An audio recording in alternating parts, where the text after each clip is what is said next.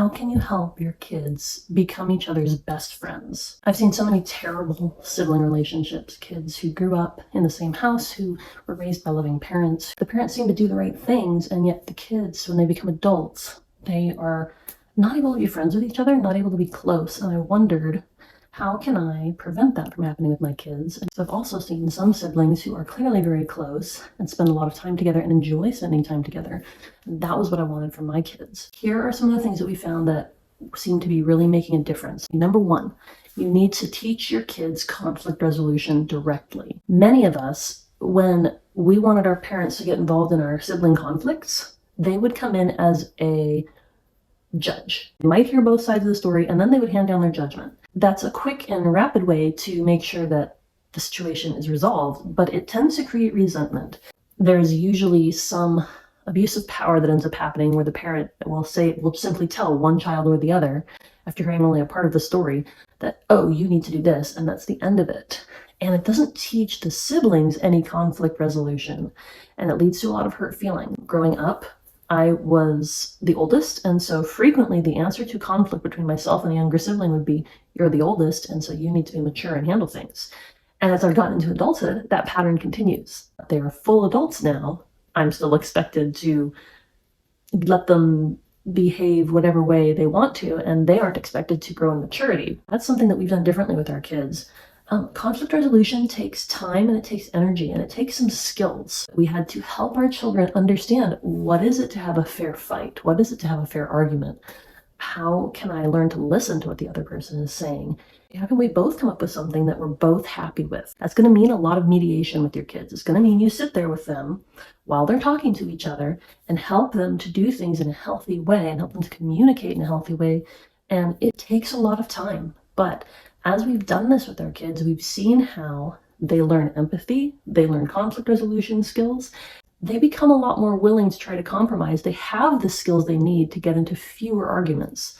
And now, as we have teenagers, we're seeing that our teenagers, when they and their sibling are in a conflict, a lot of times they can work it out without us having to be involved, and they both will come out of it happy and still friends with each other. So teaching conflict resolution is a really huge skill that helps your kids to eventually be able to be better friends with each other. Second really important key point, and I think a lot of families miss this one, is there is no bullying allowed. Many of us grew up in families where teasing and poking fun at each other, sarcasm, and biting comments, those were the norms, and they were ways that families communicated with each other, and in some ways how they communicated affection and love.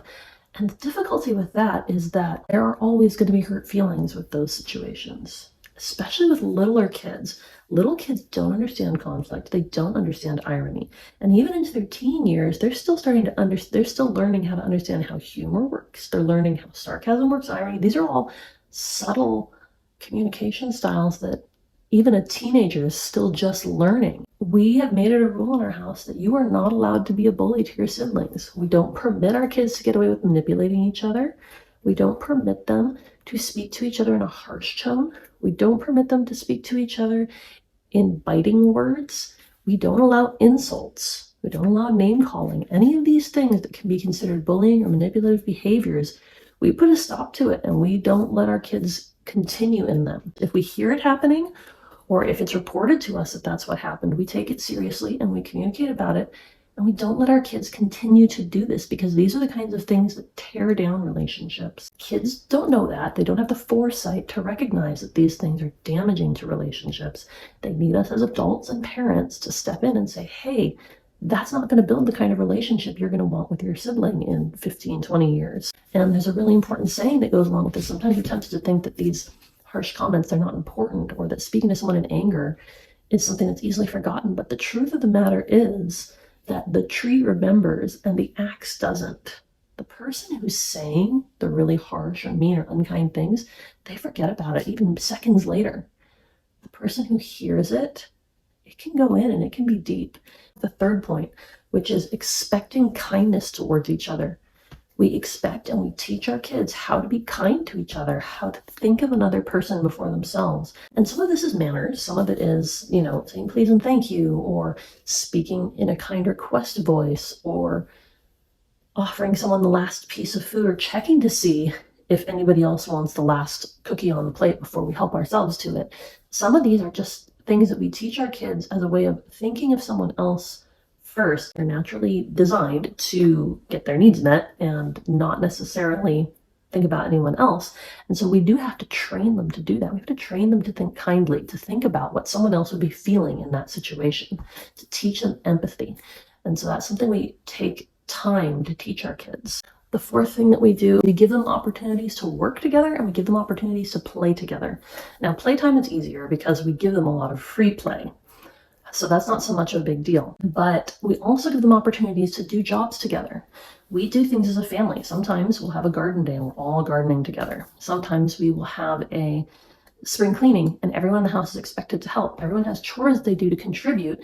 And sometimes their chores are one that they have to work on with a sibling. And I assign those deliberately so that my kids can learn how to work together with each other. Sharing rooms can help with this too, because you have to work with someone else to learn how to share a space effectively. And it's okay to switch things around too. You may find that some kids, their relationship is not improved by spending more time together or by doing certain jobs together, and so it's better to assign them separately. But we do create these opportunities where they do need to work with each other or where they do need to accomplish something together. And that does tend to build relationships. And then, of course, we spend the time doing fun things together as a family where everyone's involved. So creating those opportunities to work together and to play together, it helps them to build relationships that are connected based on shared positive experiences. We accomplished this task together, or we did this fun thing together. Those kinds of experiences bond kids and families together. The fifth thing that we are very careful about is we don't allow any kind of triangulation. This goes along with the conflict resolution. One of the major things that people tend to do when they haven't been taught how to resolve conflict appropriately is they talk about what their problem is with another person, with everyone except that person. And they try to get someone else to get to work on that person instead of just going and directly communicating it with that person. We don't permit this in our family either. If our kids are having a problem with one of their siblings, or even with their dad or I, if they're having a problem with someone, we expect that they will go to that person and try to resolve it first before they ask for help. This takes wisdom too, because they're kids and so they're learning. So sometimes they will come straight to us, and that's fine. And we remind them, did you say this is what you wanted? Did you communicate what you were trying to do? And especially when they're younger, but sometimes if they're just emotionally flooded, they didn't communicate it in any way that was appropriate. And so we start there. We encourage our kids to communicate to the person they need to and not to talk about it with other people. And then once it's been handled, we encourage them not to mention it again to other people. This is a really important part of helping people feel safe in their relationships, that they're not going to have something they did that was a mistake or that was not good repeated to other people who it doesn't involve. Sometimes kids do need to have coaching or help with a situation where they've tried to communicate something that's not working, and so they do need us as parents to step in there and help them with that. And so, of course, we're ready to do that. The last one that I feel like is really important, and I'm grateful to John over at Whole Parent for reminding me about this one, but it's do not compare your siblings to each other. Just don't. And it can be really hard, and kids naturally compare themselves to other people around them. So it's super important as parents that you don't compare them. And this can be comparing in good and bad ways. Like sometimes we make this only about well, this person does things so much better than you. That's not the only way we compare kids. Sometimes it's this person always getting a compliment for this particular thing and this child never getting a compliment for it.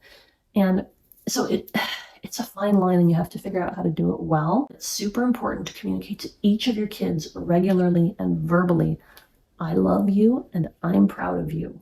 And that needs to be said to every one of your kids regularly by both parents. You may think they know, but they do need to hear it a lot for it to sink in. Making sure that we praise good things we see in them, and making sure that we don't do it in a way that is a comparison to someone else or to a sibling especially. So that's another really important way that we found that helps our kids build friendships.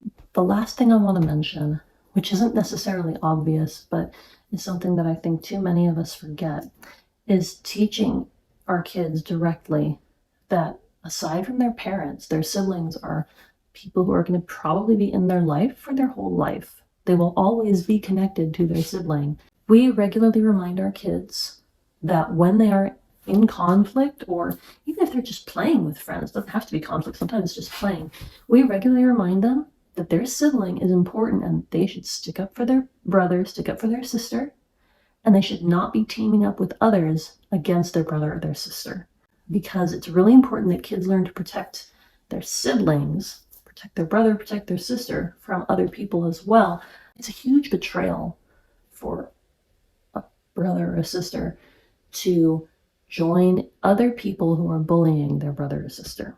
Kids feel this deeply. And sometimes we don't feel like it's a big deal as adults, but it is a big deal. Not that you can't be on opposite teams, but the moment it starts becoming hurtful, the moment you see that it's hurting someone, you need to stop. And that's something else we communicate with our kids. These are some of the tips that we've found that help our kids build good relationships with each other. And again, I said this in a previous video, and I'll say it again here. We're not experts. We don't have adult children yet. We do have a lot of experience in the kind of family dynamics that don't work, because we both came from families that had a lot of trauma and had a lot of emotionally unhealthy situations. These are some of the things that we found that we feel like help our kids have good relationships with each other. And it's not that they never fight. Of course they do. Pretty much every day there's disagreements, there's arguments, there's fights. Sometimes there's physical violence because little kids are impulsive and they don't always remember not to be violent. But generally speaking, our kids get along really well and they love each other and they're there for each other. And that's one of the best gifts we can give our kids as parents, is the gift of good relationships with their siblings. We're really thankful that our kids generally get along pretty well, and it's taken a lot of communication and a lot of work to teach them how to communicate well, to teach them how to resolve conflict well, but it has paid off in having kids who have good relationships with each other and who know how to have good relationships with people outside the family. Please subscribe.